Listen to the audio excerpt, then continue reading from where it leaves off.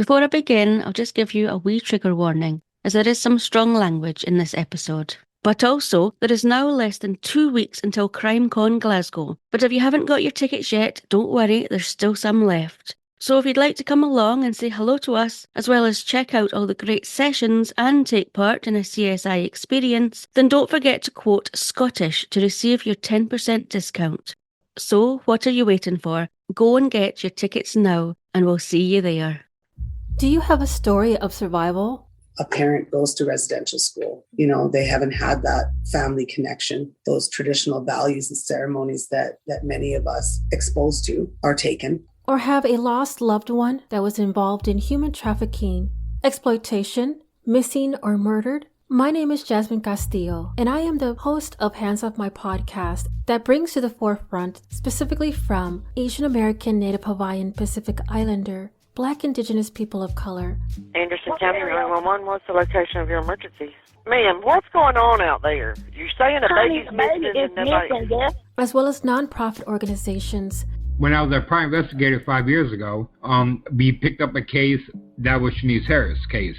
That help and advocate families of lost loved ones with their closure. From sometime from his shift at work to that next day, he was either robbed or apprehended at some point with someone coming into the restaurant. And opening a cold case. So that, to me, was his way out. And it negatively impacted Armani's investigation.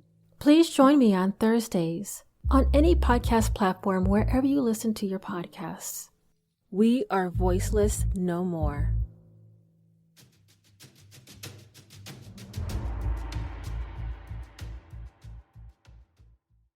In this episode, I speak to one of our listeners, Stephen, who recommended we cover this story. Stephen, who is from Edinburgh and has visited Tron Square, where the murders took place, has done a lot of his own research into this case and the murderer, George Alexander Robertson. However, he also has a connection with the case, as his Aunt Jessie was friends with one of the victims, Jean Robertson, and had actually been out dancing with Jean on the evening of the murders. However, this is not the only reason Stephen began researching the case and asked for us to cover it on the podcast.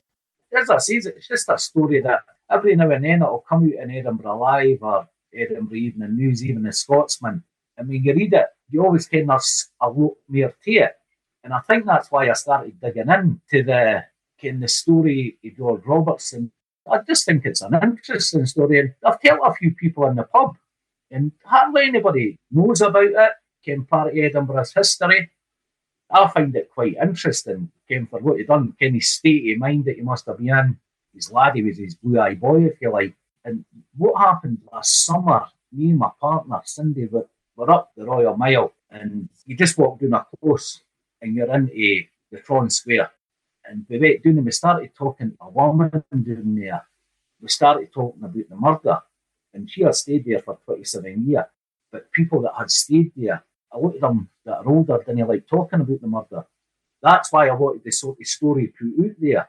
This story is about George Alexander Robertson, his ex-wife Elizabeth McGarry, and their 2 children, George Jr. and Jean. And in February 1974, Elizabeth, George Jr. and Jean were living at 57 Tron Square in Edinburgh. Here's Stephen to tell you a wee bit more about where Tron Square is and what the area would have been like back then. Tron Square, it looks like an open prison when you're actually in it. When you're in the courtyard, that's what it's called, the courtyard. It used to look straight onto the Cowgate, or the Cowgate as we call it. It looked right onto the Cowgate. You just walk down a close and you're into the Tron Square. And it's no far from the Royal Mile. It's 50 yards or something and you're into Tron Square. There's actually 2 squares. There's one at the top and one at the bottom. And it happened at the bottom one. Edinburgh was very populated then in the Old Town and the south side. And it was a very, very populated area. It would have been a rough old place back then. The council done all the place up because, see, if you try to find out the numbers now, they changed all the numbers on the doors in Tron Square.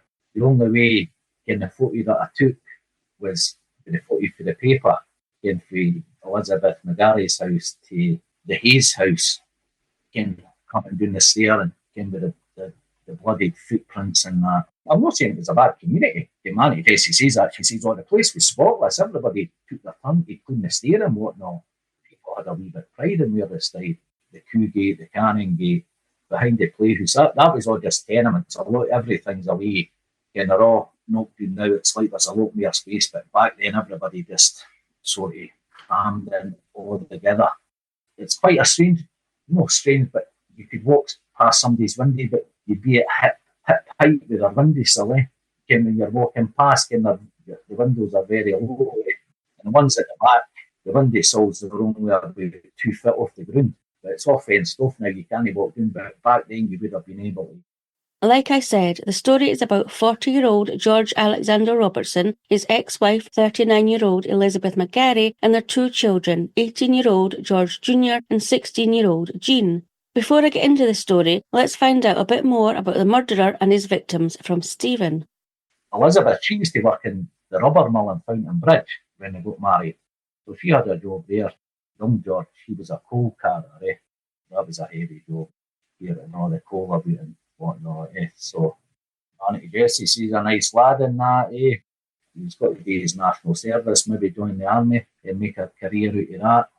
I think young George, he went to St Patrick's School, which is in the Cowgate. And then he went to St Tam's at St Chambers Street. He went to that school. I don't know how he done at school, but he never had a chance in life because of his dad, which I thought was brutal. Jean wasn't a very well girl. My Auntie Jessie was telling me she suffered from TB, and I think she missed a lot of her schooling through it. George Alexander was a safe breaker, but he used to remove the safes. he used to take them out of the place, and I was doing a bit reading about him there, and he robbed a shop of 21,000 cigarettes in Bowness. He got 3 years for that. And then I'm reading the news on 28th of June 51, stole car went out on bail for stealing the cigarettes. But I was talking to my Auntie Jessie yesterday. She was saying there was 3 families. There was probably more, but there were 3 families with their men in prison in that wee skin in the Tron Square. But remember, Don, that was it wasn't even 10 years after the end of the war. People had fuck all, They had now, and you just had to survive. What my Auntie Jessie says to me yesterday was that you come from a good family, quite a nice area, Edinburgh. You come from a good family, it wasn't it was a family thieves or whatever, you come from a good family. But she says he was fine when he was here, but I think he had only been there a short time after he got out of jail, because when you look at his prison sentence, he got 3 years in 51, and then he got another 6 months on that for stealing the car. And when he got out, and then he's got back in touch with his ex-wife, and she was away for her second husband. They never ever got divorced. I don't think it was a very successful marriage, or what you read with stuff like that, a second marriage. But a single mother with 2 young children, again, back then, you never had welfare state or whatnot. You couldn't go up and just say, give me some money or no money. It didn't work like that, came back then. So I don't know if she just got married for the security with the children. But Auntie Jessie never really mentioned that. But all she really mentioned was she seemed like he was fine. This is what I get about it. And when you look into the story, everybody says he was a decent guy. But what pushed him over the edge? Was he mentally ill? And had he been pushed over the edge? I think it's a very interesting story how somebody's mind can be so fucked up, if you like, and to go through all that. According to an article in the Edinburgh Evening News on the 2nd of March 1954, George Alexander Robertson and Elizabeth Gregg married in 1934 at St Patrick's RC Church in Edinburgh when he was 20 years old and Elizabeth was 19. At the time of their marriage, as Stephen said, Elizabeth was a rubber worker and George was a coal merchant, and the pair lived in Guthrie Street in Edinburgh. 2 years into their marriage, the pair welcomed their son, George Jr., and 2 years after that, Jean was born. The marriage sadly was not a happy one, with George Robertson becoming violent, aggressive, and he was extremely jealous, with it being reported in an article in Secret Scotland that at times the only way George said he could make Elizabeth see sense was to bind her, gag her, and threaten her with a hatchet. After 14 years of marriage, the pair divorced, and George left the family home, now at 57 Tron Square in Edinburgh. All seemed to settle down, and Elizabeth even married again, although this marriage was very short-lived, and she and her husband split up, although they did not divorce. As Stephen mentioned, George Sr. had been in and out of prison, but upon his release in early 1954, he returned to the home he had once shared with his family, and Elizabeth, perhaps being lonely and hoping George had changed, allowed him back into the home. Although this was very brief, as a few weeks later Elizabeth called the police and asked them to remove George Sr. from the home. Elizabeth, George Jr. and Jean were scared, with George apparently not having changed his behaviour.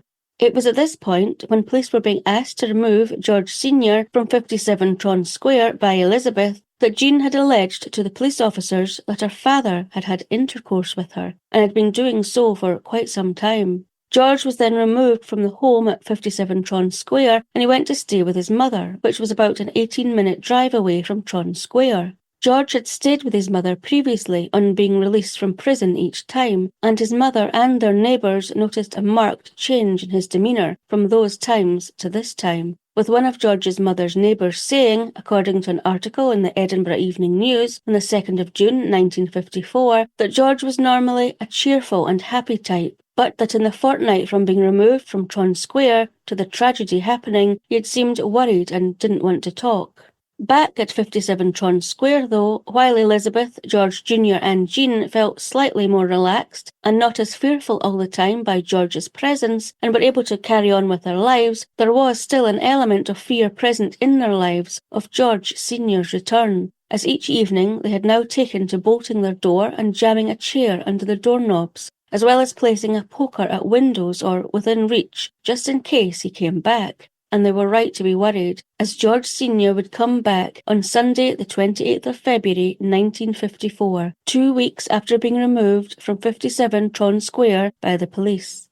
The evening of Saturday the 27th of February had gone like any other Saturday. George Jr. went out with his friends, Jean had gone dancing with her friends, and Elizabeth had had some of her friends over to her flat. As the night wore on and Jean and George Jr. came back home, the group gathered in the flat, had a wee sing-song before Elizabeth's friends left, and Elizabeth, Jean and George got ready for bed. However, in their merry mood, they forgot something vital, something they had religiously been doing since George Sr. left 2 weeks prior. They forgot to put a chair under the doorknob or have a poker to hand, and it just so happened that it would be this night that George Alexander Robertson Sr. would make his way to the flat at 57 Tron Square and be pleased to find his access unbarred. Sometime around 2 a.m, George Alexander Robertson broke into the flat at 57 Tron Square, where his family lay sleeping peacefully. Jean first became aware of her father being in the home when she awoke to him whispering to her mother to go into the kitchen. Jean then woke her brother, and her brother, followed by Jean, went into the lobby. But their father was there, and Jean saw her father sticking a knife in George Jr.'s head. George Jr. then fell to the floor in the lobby, and George Sr. moved past his son lying on the floor and came at Jean, pushing her back into the bedroom and onto the bed she shared with her mother, before stabbing her in the stomach and on the arm. All the while, Jean screamed in terror.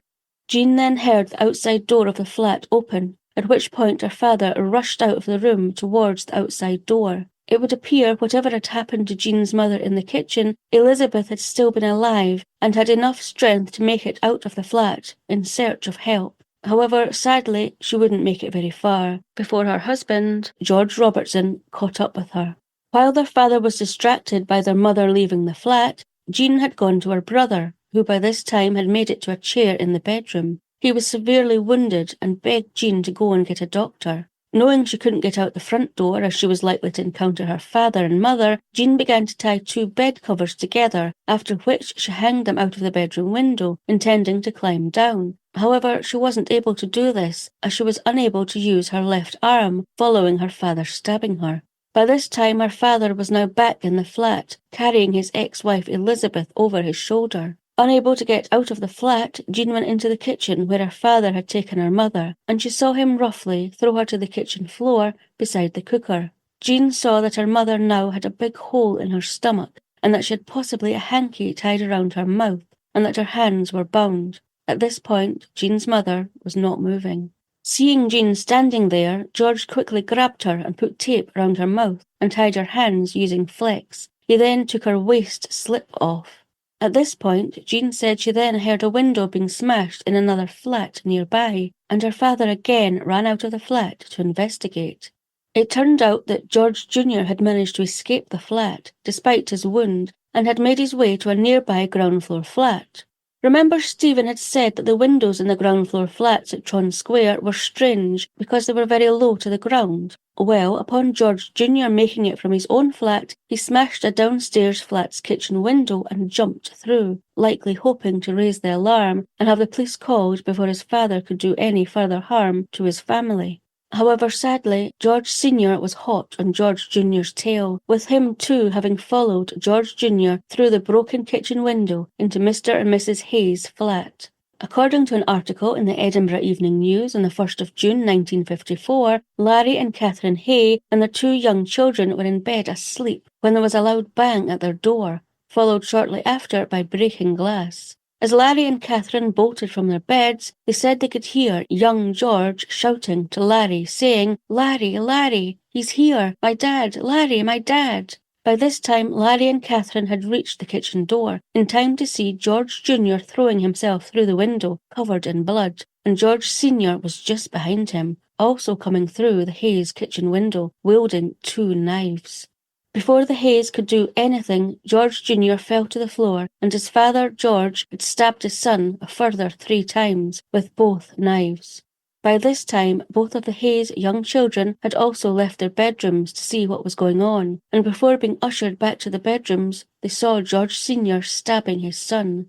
Larry Hay then tried to get George Sr. away from his son, but George Sr. turned on Larry and told him, "You keep out of this, or you will get it too." The Hayes then said that George Sr. briefly left the flat, while they both just stood in shock at the now not moving George Jr., before George Sr. then returned and looked down at his son sadly and said, "That's all through that woman up there, but she has got what she deserves." George Sr. then asked Larry to help him lift George Jr. off the ground, and then George Sr. put his son over his shoulder and left the flat.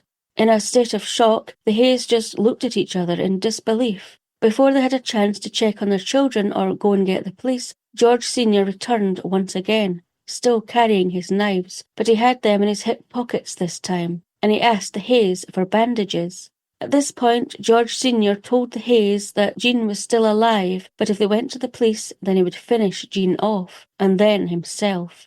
Despite this threat, once George had left their flat, Larry and Catherine did go and alert the police at the nearby police station. Back in the upstairs flat at 57 Tron Square, Jean was still alive, but was bound and gagged in the kitchen. Jean's mother was also bound and gagged on the kitchen floor, and Jean's brother, George Jr., upon being brought back to the flat by his father, was put down on a chair, before George Sr. then turned to Jean. He took her from the kitchen and threatened to kill her if she caused any trouble, as well as apparently making reference to the complaint that Jean had made to the police about him having had sexual intercourse with her. Apparently then, concerned for his ex-wife and son, George told Jean to get hot water, as he planned to revive both Jean's mother and brother with whiskey and water.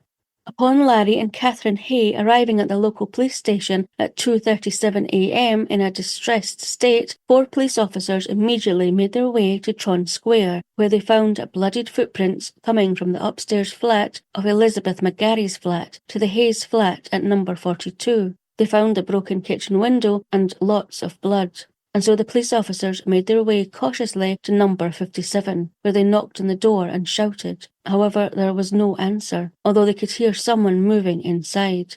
The 4 police officers then opened the door to the flat of number 57 and made their way in, where, according to the Edinburgh Evening News on the 1st of June 1954, first they saw blood-stained clothes strewn over the floor and blood-stained bed sheets hanging out of the window.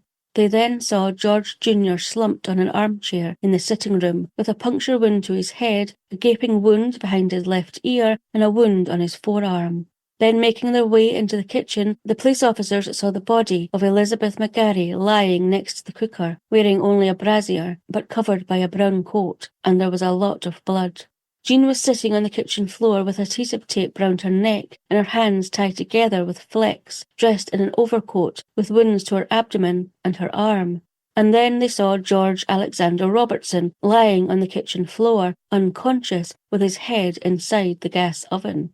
The officers immediately turned off the gas, removed George Alexander Robertson from the oven, and secured him with a piece of flex that was lying on the floor before he was arrested and charged. Sadly, Elizabeth and George Jr. were already dead, but Jean was rushed by ambulance to hospital. Jean did survive, but remained seriously ill in hospital for some time. She did, however, give evidence at her father's trial. But before we get to the trial, here's more from Stephen about just how close his Aunt Jessie came to staying the night at 57 Tron Square the night of the murders, about another relative that was there that night, and what his thoughts are so far about the murders, why he thinks George might have carried out the murders, and what others thought of George before and after the murders were carried out. My Auntie Jessie was meant to stay there that night, and she never, but my great granny that stayed in number 39 Tron Square, she was blind, and I don't know if she had a sixth sense, but I was talking to my Auntie Jessie yesterday, and she saying that night she had a guardian angel because she always stayed with George Robertson after they had went to dancing at the weekend. But my great granny kept saying to her, come home. And my auntie, my dad's sister, he says, oh, for fuck's sake, Jessie, just take a key. Can't you stop her moaning and come home? And she did come home, but if she hadn't, she would have been in the house that night. My uncle, he was a train driver, and he had finished a shift. But I think when he was walking in Tron Square, I think it must have happened because he come in and says, there must have been something happened. He says, it's probably police down there. Eh? So, and that's what it was. He had killed his wife and his son. The fear that he must have had to run out his house and then jump. As I says, the windows are very low. You wouldn't really need to jump, you just need to push yourself through the window. It'd be lower than the height of a table, if you like, and you just need to push yourself through it. But even to do that, you're in a state of fear. Your dad attacking you with knives and that, and God knows what was going through his head when he was running down the stairs and just wanting help. The guy in the house, Mr. He must have been shiting himself. But I often wonder what happened to them and their family and that. If they still talk about this stuff, and this is what happened to my mum and dad when we were there.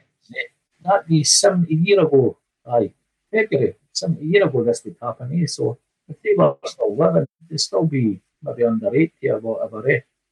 As I says, when we met that woman, and she was just sweeping her steps round about her house, and I says, I remember the council used to do that. She says, they bugger all now, and just started talking away, and we just started talking about the murder. People still talk about it down there, that know about it. And but she says, there's one or two of them didn't like talking about it. It happened, you can't change it. But there's one guy that says he never meant to kill his laddie. Well, I had been researching this, and I went, he didn't mean to kill his son, because he stabbed him 14 times. He chased him through a broken window, and like say, she had tied the bed sheets together to try to escape out the window. So, he did mean to kill his son, but you've still got people that stay down there that are saying, no, I never meant to kill his boy. But Auntie Jessie says that she doesn't think that the dad had done anything to her, because they were really pally and that, and she thinks it was just she didn't want her dad about. I don't know what it was like inside their house, in the domestic violence and whatnot, but like say the guy I was talking to in London about 15 years ago that sent me the email, he says he was a nice man. He said he was always pleasant, and even Auntie Jessie says that he was always polite and nice, but obviously you didn't care what happens behind closed doors.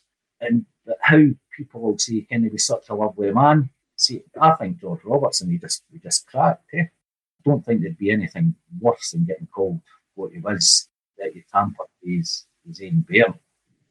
As I say, Manny Jessie, he must have been in the house when he was there, and he says that he was fine. There was nothing like that, but obviously you didn't do that when you've got an audience. OK, so the trial begins on the 1st of June 1954 at the High Court in Edinburgh, and despite only lasting for 2 days, 39 witnesses were called, including George Robertson, Larry and Catherine Hay, George Sr.'s mother, Elizabeth's sister, and medical experts, as well as 46 productions of evidence being presented in court, including, according to the Edinburgh Evening News on the 1st of June 1954, Medical reports, photographs, fingerprints, a sheath knife, a boning knife, a stick, a poker, a rolling pin, clothes, and pieces of flex. But before we get to the trial, this was what George Alexander was charged with. According to the Edinburgh Evening News on the 1st of June, George Robertson was charged that, on the 28th of February 1954, in the house occupied by Elizabeth Gregg, or Robertson, or McGarry, at 57 Tron Square, Edinburgh, he assaulted her, tied her wrists with a piece of flex, bound her mouth with adhesive tape, and in the house in Tron Square repeatedly stabbed her with a knife until she died. Also in the house at 57 Tron Square, and in the house occupied by Larry Hay at 42 Tron Square, he assaulted George Alexander Robertson Jr., his son, and repeatedly stabbed him with a knife and murdered him. As well as at 57 Tron Square, he assaulted Jean Elizabeth Robertson, his daughter, tied her hands with a piece of flex, bound her mouth and legs with adhesive tape, and repeatedly stabbed her with a knife, and attempted to murder her, and did previously demonstrate malice and ill will against them all. Interestingly, though, George lodged no special defence. He willingly admitted to the murders and attempted murder, and he didn't want a trial. We'll find out later why not, as George would not let his annoyance at having to stand trial go, even asking the judge to speak on the matter after the trial. But firstly, let's go through the trial. On day 1, the court heard from family, friends and neighbours of George and Elizabeth, and on day 2 it was medical experts. So, day 1, let's go through briefly what some of the key people said, because despite what George Robertson had done, no one really seemed willing to condemn him. All of the information from day 1 in the trial came from the Edinburgh Evening News on the 1st of June 1954. So, first up was Jean Robertson. Jean's time on the stand was interrupted a number of times while she composed herself after being in tears. She was said to have been slim and wearing a grey suit and a maroon hat.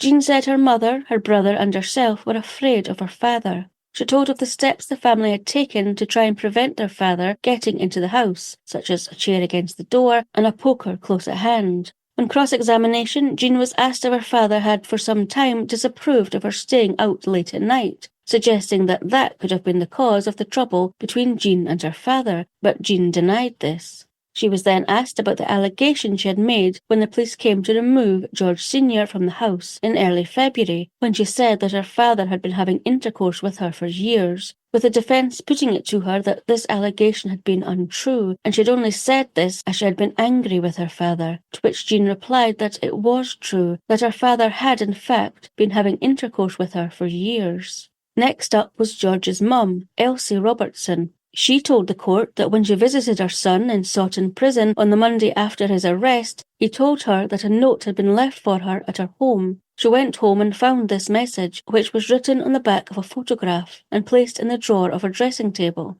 It was dated Saturday, the 27th of February, and it read, "How I miss you all. To my dear mother, I can't say and tell you, but immaterial of what I may do or have done, I love you all with my heart. Give Willie and Stuarty the same. From your ever-loving son, George. P.S. I can't stick it any longer. The allegations and hurts I've had all my days from Liz are more than I can stand, as there is not even one item of truth. She may suffer by all the ways I'm supposed to have treated her." When Elsie was cross-examined regarding her son's mental state, she said that usually he was happy and carefree, but during the fortnight preceding the arrest, while he was living with her, he was very depressed and on the verge of tears several times, going on to say that he was choked with grief over whatever was wrong. She said that when George had gone out on the Saturday, about 7 p.m, the evening of the murders, he had been in tears. Next on the stand was a sister of Elizabeth's. She spoke of an occasion about 3 weeks before her sister died, when George Robertson Sr. came to her house, saying he had been looking all over for his ex-wife Elizabeth, and at this time he told her that he was going to blow them all up. Upon cross-examination, Elizabeth's sister said that George Robertson and her sister had had many quarrels, both before and after their divorce, and on several occasions when these occurred, George Robertson had tied her sister's wrists together. She was then asked by the defence, "In his own way, the accused was passionately fond of your sister, wasn't he?" To which Elizabeth's sister replied, "Yes, I think he was, sir," with the defence going on to ask, "And very jealous?" To which she replied, "Yes." Next on the stand was Catherine Hay, the neighbour whose window George Jr. had jumped through. She said that Elizabeth McGarry had told her that George Robertson had threatened to kill her, George Jr. and Jean with a hatchet several times. She then went on to tell the court what had taken place in her flat the night of the murders. When she was cross-examined, she said that on the night of the murders, when George Robertson Sr. was in her home, he made reference to rumours about him that were being put about by his ex-wife Elizabeth and daughter Jean. Next onto the stand was Larry Hay, and he also told the court what had taken place in his flat on the night of the murders, saying that, "I put my hand on his shoulder and tried to speak to him, and he turned round and told me to keep out of it." He stated that when he had helped George Sr. lift George Jr. up from the floor and onto his shoulders, that George Jr. was already dead. Also taking to the stand was the 12-year-old daughter of Larry and Catherine Hay, Margaret, and she told the hushed court how George Robertson Jr. and his father had come into our house, saying that George tried to close the door but fell down. His father stabbed him with a knife. Then I covered up my head and did not see any more. On day 2, it was the turn of the medical professionals and witnesses who could attest to George Robertson's mental state before and at the time of the murders. All of the information from day 2 of the trial also came from the Edinburgh Evening News on the 2nd of June 1954. But interestingly, in the weeks before the trial, when George Sr. was requested to appear in court being committed to trial, he was reported in the Scotsman on the 22nd of May to have been very relaxed and whistling softly to himself on one occasion. And on another occasion he was reported by the Edinburgh Evening News to have apparently left the court with his hands in his trouser pockets and casually sauntered down the stairs to the cells. So, first up on day 2 was 50-year-old Reginald Bailey, who was a consultant psychiatrist at Goulburn Institution in Edinburgh and a lecturer in mental deficiency at Edinburgh University. He said that after examining George Robertson on the 26th of May, he found that the accused was suffering from no mental disease or disorder of the mind whatsoever. When he was cross-examined, Dr. Bailey agreed that his discussion with George showed that he was deeply attached to his wife. Dr. Bailey also told the court how he had discussed the events of the night of the 27th and 28th of February with George Robertson, with George having told Dr. Bailey that he had no recollection of the early hours of the Sunday morning. But Dr. Bailey said, in point of fact, he had a very clear recollection, but that he was so overwhelmed with the horror that he did not want to remember the events of the night or to recall them to his memory. The defence then asked Dr. Bailey, did it strike you as peculiar that he should kill his wife and son, for whom he had considerable affection, and yet not kill his daughter, with whom he had antagonism? To which Dr. Bailey replied, I consider he was so enraged at the time, he was furiously angry and not fully aware of what he was doing. He was horror-stricken with what had happened. When Dr. Bailey was asked if George could have been not responsible for his actions, Dr. Bailey said, that is not my view, but is a view that might be taken.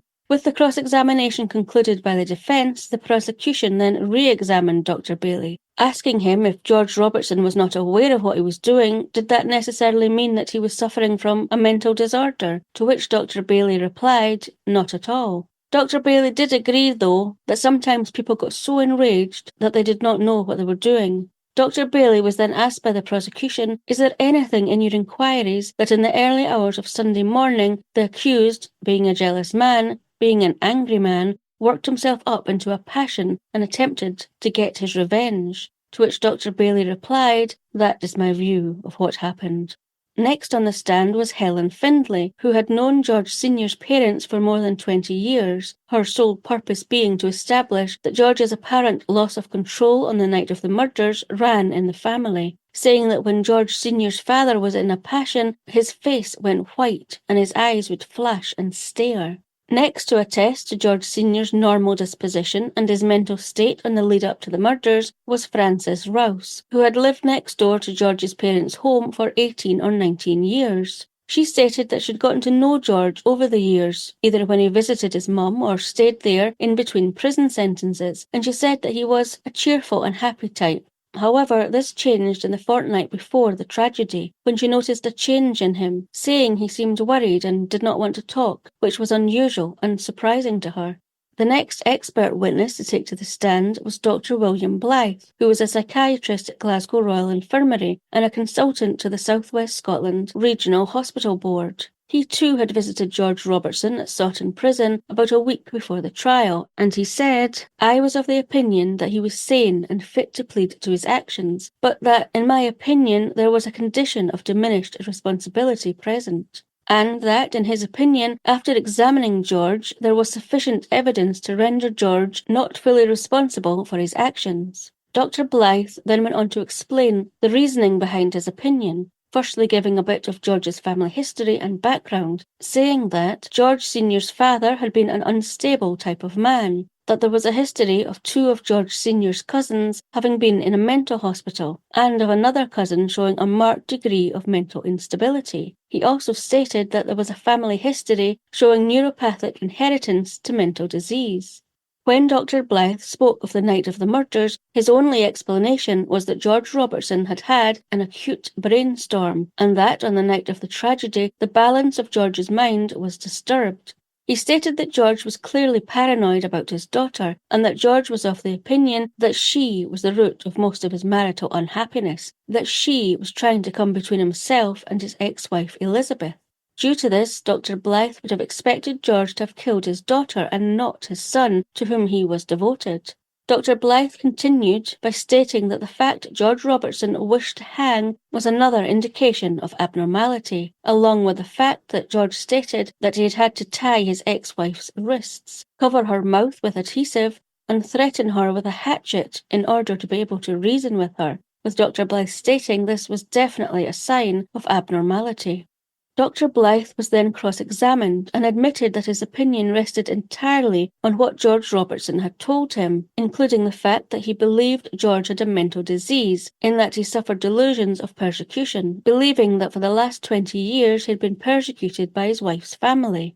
Dr. Blyth was then asked by the defence if there was anything inconsistent with this crime having been committed by a jealous and angry man working himself up into a rage, to which Dr. Blyth stated that there was, going on to say, "Firstly, I think that his general conduct in carrying upstairs 2 people whom he had killed is not consistent with a man in a rage. Secondly, his attitude in tying and gagging his wife before he stabbed her and stabbing his daughter before he tied her cannot be accounted for purely on the grounds of rage. Thirdly, his statement that he was more interested in making sure that his daughter didn't disturb him while he was committing suicide, I don't think that these factors are to be accounted for by rage alone." Dr. Blyth then stated that, in his opinion, George had been fully responsible for his actions since he was about 31 years old. Following cross-examination, Dr. Blyth was then re-examined again by the prosecution, who asked him to describe further his interaction with George Robertson, to which Dr. Blyth replied, "The prisoner was very truthful, but exceedingly unhelpful. In fact, he was apologetic in being unable to produce symptoms, and he appeared to be more concerned with the fact that one should not diagnose him as insane. He considered that hanging would be a lesser slur to his character than a diagnosis of insanity." The next and final expert to take to the stand was Sir David Kennedy Henderson, who was a professor of psychiatry at Edinburgh University. Sir David had examined George 3 times, on the 2nd of March, the 9th of March, and the 27th of May, and he stated that he found no trace of mental unsoundness. When he was asked if George had presented with any peculiarity of mind, Sir David said he had not.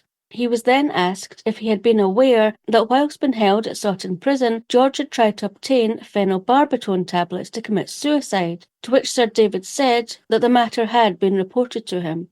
He was then asked, "Did you know that he assaulted a warden who was not connected in any way with his frustration in the attempt to get these tablets?" To which Sir David replied slowly that, "I was not aware of that."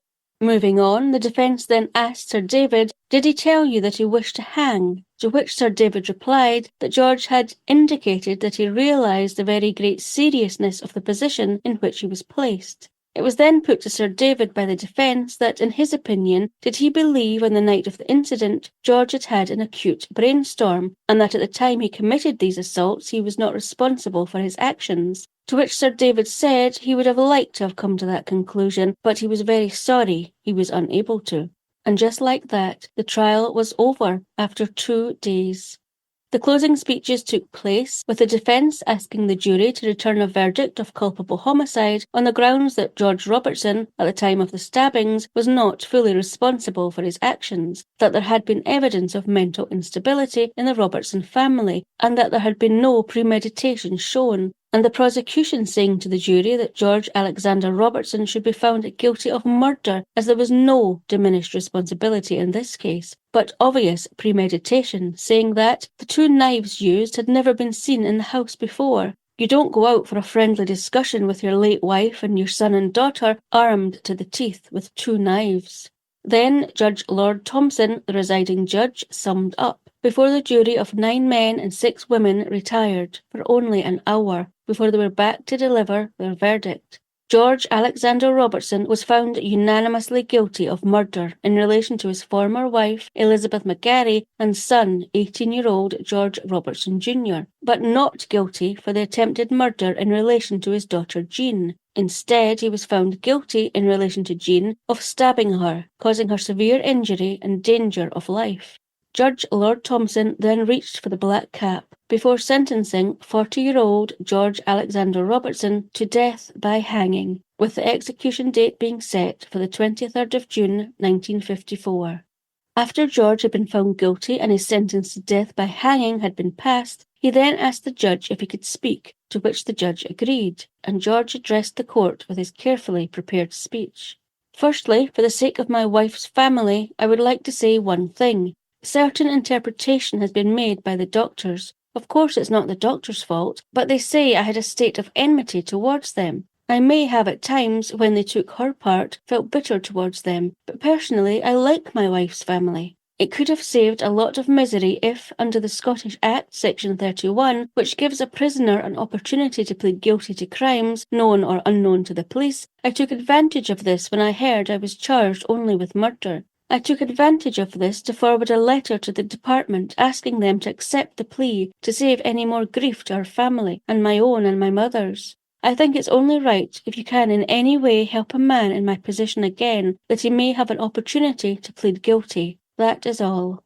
However, according to an article in the Edinburgh Evening News on the 3rd of June 1954, a plea of guilty is never accepted to a charge of murder due to the common law and practices of Scotland. It is too big an onus to put on one man. So regardless of the pain a trial would put everyone through, and regardless of the fact that medical professionals would be digging into not only George's past medical and mental history, but also that of his family's, a trial must be carried out. George Robertson was then led from the court and taken to Sutton Prison to await his execution day. Now, George did appeal the death sentence, appealing to the Secretary of State for a reprieve. However, on the 22nd of June, the day before the execution, George Robertson received the news, according to the Scotsman on the 22nd of June 1954, that the Secretary of State regretted that after careful consideration he was unable to find sufficient grounds to justify him in advising Her Majesty to interfere with the due course of the law.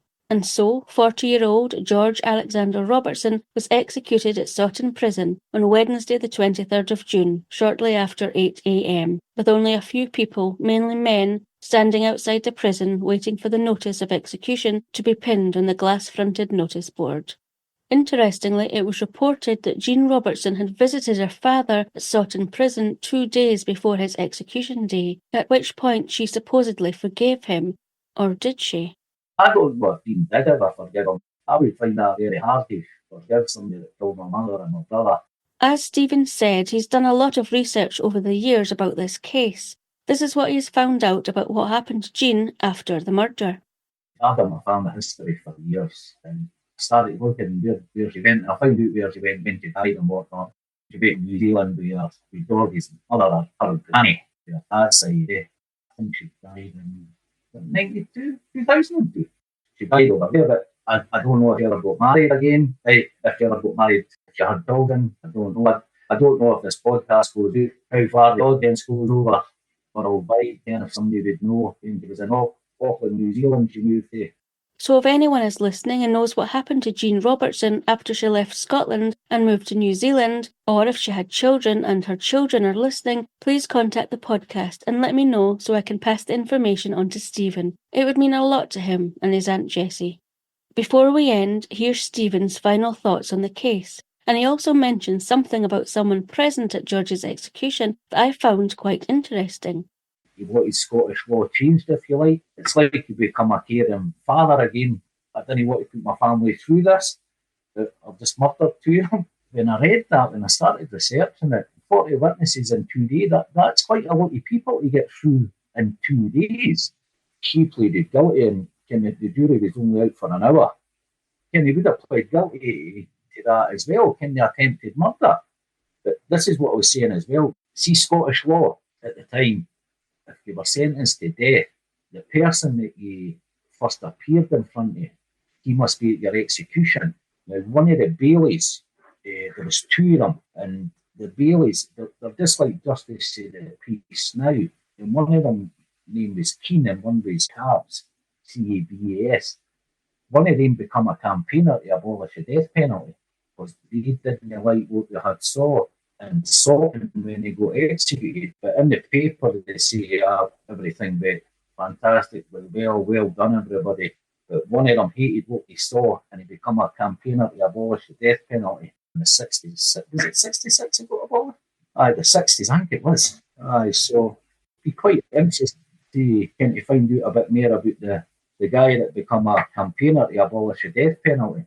Could you imagine just going in there? Because I think that where they hung them in Sopton, it was just a double cell. I think it was 2 cells knocked into one and just a trapdoor put in it. And I do believe the gallows, they ended up they were meant to go to a jail in Stirling, in a museum. But they've still got them, but they couldn't put them up because it must be a low roof building. But they've still got the gallows they shot in prison in a museum or a jail in Stirling, where I think I had read about. 34 people were hanged in Scotland in the 20th century, 12 in Duke Street in Glasgow, 10 in Berlin, 3 in Carlton Prison in Edinburgh, 4 took place in Sopton, 3 in Perth, 1 in Aberdeen, that was the last one, and 1 took place in Inverness. I think there was only 1 woman hung in that time. But you wonder, even people say this now, Don, and say, bastard should be hung in that. And you're going, how many people would have been in since the 60s when it got abolished to this day? How many more people would have been hung? When I was reading into it, there was 200 crimes you could be hanged for in Scotland. But what happened was a lot of people used to get sent to the colonies or Australia or whatnot. But for some reason on this time, the judge went, nah, you're getting hung. So the court records, they're not available for another 5 years. And we get them, I think you get a bigger and better picture. He's pleaded guilty to the murders, obviously, he's got to go to trial. But he must have pled guilty to attempted murder of his daughter. And the jury, for some reason, I never tried to murder his daughter, he just seriously assaulted his daughter, came to a severe injury, and you're like, but he's admitted it. With the records, I think it'd be interesting, but I'll come back to what I said. 40 witnesses in 2 days, I think that's a hell of a lot. And that's, back then, I don't think they would have sat any longer, but how they go through it, especially the ones like the doctors and that are coming in that are saying, you think that would have took a lengthy time. Suppose when you've got to put somebody to death, and it's, I think they've got to say that they've done it right. Getting back on to George, and he would have got all that advice as well. And when you read everything that you got, that you never try to play the game, saying I'm off my head and whatnot, I was hearing voices and whatnot, I was drunk, and never tried anything, it's just went, take mate. I don't know if you've ever seen the film Pierpont. It's quite a good film, but he executed over 600 people. He was saying that for everybody that he killed, he didn't think it stopped anybody else from killing anybody. George Robertson was the last person to be executed in Edinburgh. The death penalty in Scotland was abolished in 1965, and the film Stephen mentioned was called Pierpont, which is a 2005 British film loosely based on the life of Britain's most prolific hangman, Albert Pierpont, played by Timothy Spall. So, what do you think about this case? Do you agree with what Stephen says, or do you think something else? You can contact me on social media or email me at contact@scottishmurders.com. And again, if anyone knows what happened to Jean Robertson after she left Scotland, or if you knew the Hays, then please get in touch. So that's almost the end of the episode, but I'm going to leave you with Stephen's last words, which I found quite chilling, but also spot on. It's no just everybody thinks Edinburgh is wonderful. This is all what a lovely city and whatnot. There's a deep, deep, dark past.